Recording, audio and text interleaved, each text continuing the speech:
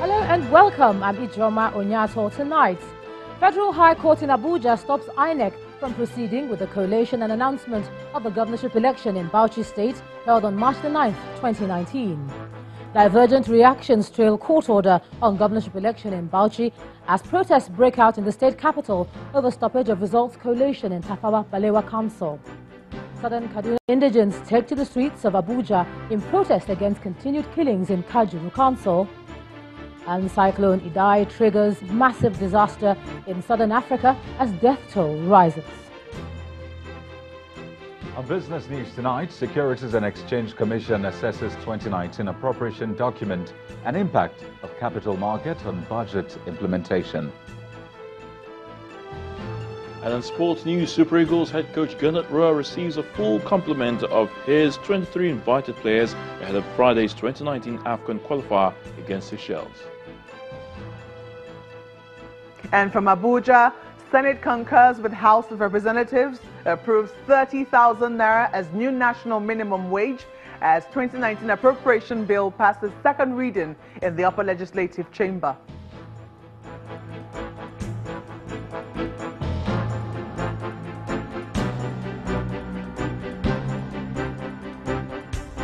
The collation, conclusion and announcement of the results of the governorship election in Bauchi State held on March the 9th may have to await the decision of the Federal High Court in Abuja.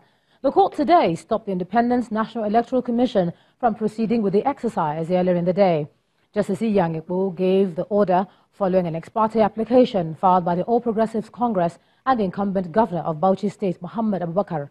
Our correspondent Amaka Ukafo reports. At the last proceeding, while ruling on the ex parte motion, Justice Iyang Ekpo ordered INEC to appear before him to show cause why the order sought by the two plaintiffs ought not to be granted.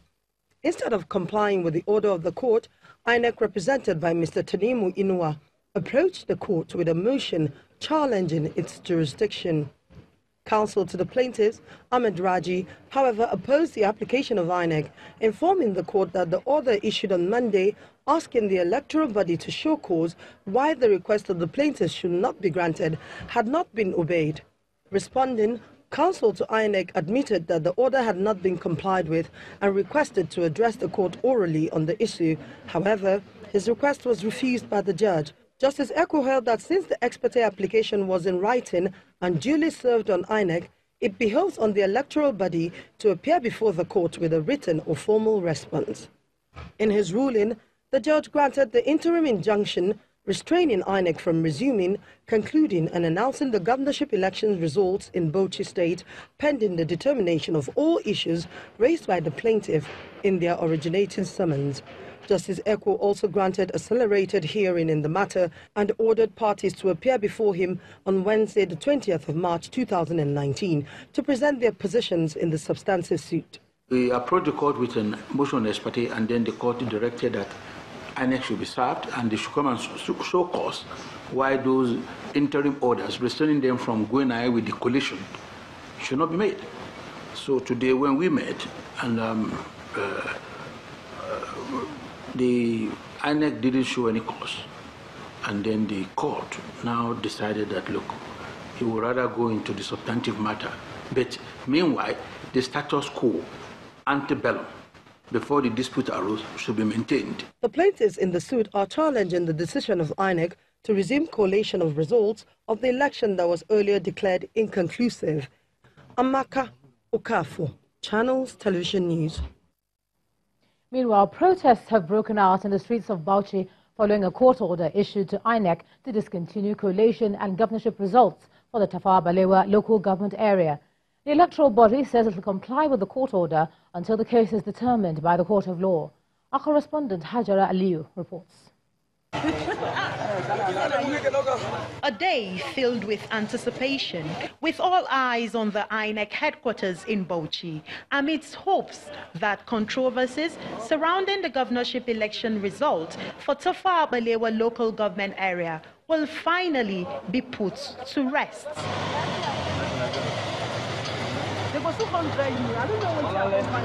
An unusual presence of security as journalists, party agents, observers wait for collation to resume, Party supporters, on the other hand, patiently awaits the verdicts outside.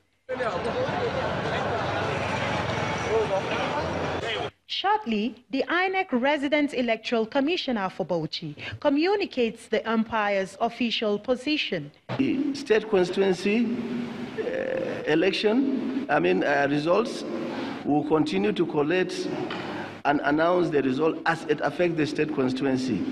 Also, what is going to continue is the scheduled 23rd March election that affects the council election across in other parts of the local government areas. The People's Democratic Party expressed their displeasure. Why should INEC respect laws differently? In Adamawa, there was a court order, and INEC say, and so, let me just tell you, Section 8710 of the Constitution, no court of law in the country will stop INEC from process of election. And this is the process of election. So INEC cited that section in Adamawa and said they are still going ahead with the election after being barred by a court of law. And it didn't cite this thing in Bauchi. They collected the court order and said, no, they are respecting court order, which is very frustrating. For the APC, it serves their interest of pursuing justice. We remain bound by the court order, and we urge all our party loyalists, INEC and all affected parties to obey the court order and to maintain peace, law and order. While all these scenarios play out, collation for the state's constituency result for Tafawa Balewa local government is continuing here in this hall. 174. PDP 2432. And now to the courts. 24 hours after admitting in evidence the statement of Justice Eruka, a special assistant to Senator Musiliu Abanikoro, a federal high court sitting in Lagos, has heard the testimony of the former Minister of State for Defense on how his aide died. Senator Abanikoro told the court that Mr. Eruka died 2 years ago in a car accident in Abuja, and he was informed of the incident by one of his personal assistants who had been contacted by the police, who used the victim's phone to make the call. The former minister also said he and his family attended the burial of Mr. Eruka. In an earlier testimony before the court, Mr. Abanikoro had said he sent Mr. Eruka on errands, including to collect over $1 million before coming to meet him up in Ekiti. The EFCC had alleged that Mr. Fayose acquired a 200 million naira property in Maitama, Abuja, in the name of his elder sister, Moji Oladeji. The sixth witness, who works with Ecobank Nigeria, said he was a member of staff of Sky Bank, now Polaris Bank, when the transaction occurred. And now to security matters. Just a few days to the rescheduled governorship elections in some states, President Muhammadu Buhari has again met with security chiefs at the presidential villa. The service chiefs, however, declined to comment on the outcome of the meeting, which held for over 3 hours behind closed doors. However, other re-elected governors visited the president and the vice president at the State House. Our correspondent Gloria Umezuke reports. And in reaction to a persistent security threat, residents of Kajuru local government area of Kaduna State say they are protesting the recent killings in the area and are asking the state government to end the bloodshed. Civil society groups, victims of the killings, and lawmakers from Kajuru joined the protests at the Unity Fountain in Abuja, calling for the release of leaders in captivity. Our correspondent Kayla Megwa reports. There have been 4 attacks in Kajuru local government area in the past month, with the death toll rising to 117 on the side of the indigents and 66 on the side of non-indigents. The killings in Kajuru local government area of Kaduna State took a nasty turn in the run-up to the elections, with accusations and counter-accusations from both sides of the conflict.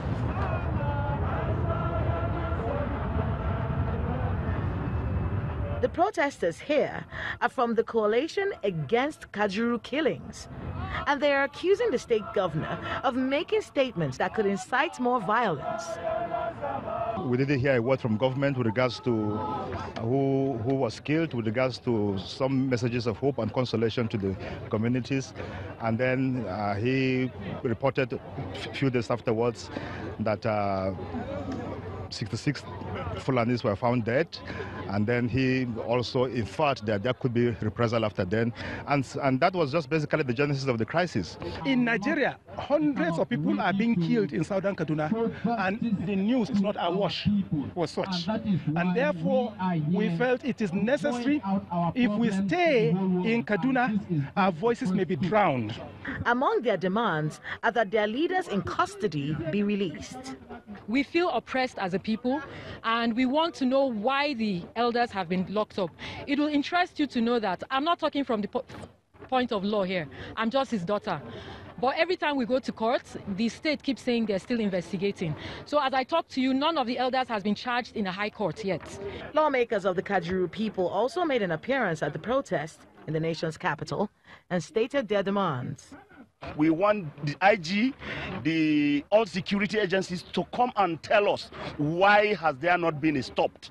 In a situation where you have order, law and order, the government must go beyond just delivering relief material. Where there is an attack, I think it is the responsibility of the government to fish out the perpetrators. The spokesperson of the Kaduna State government had this response when he spoke to Channels Television earlier on the protesters' claims and demands. The Kaduna State government is providing relief to all the affected communities through its State Emergency Management Agency. Security agencies are deployed in the affected areas.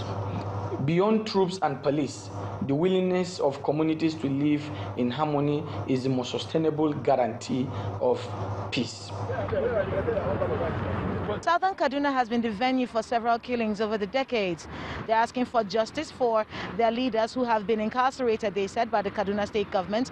And they're also asking that the Kaduna State governor handle the situation fairly by reporting deaths on both sides to avoid reprisal killings. Kayla Magwa, Channels Television News. In part two, after the break, controversy trails killing of a teenager during police raid of suspected cultist hideout in Ikorodu. That's in a moment. Please stay with us.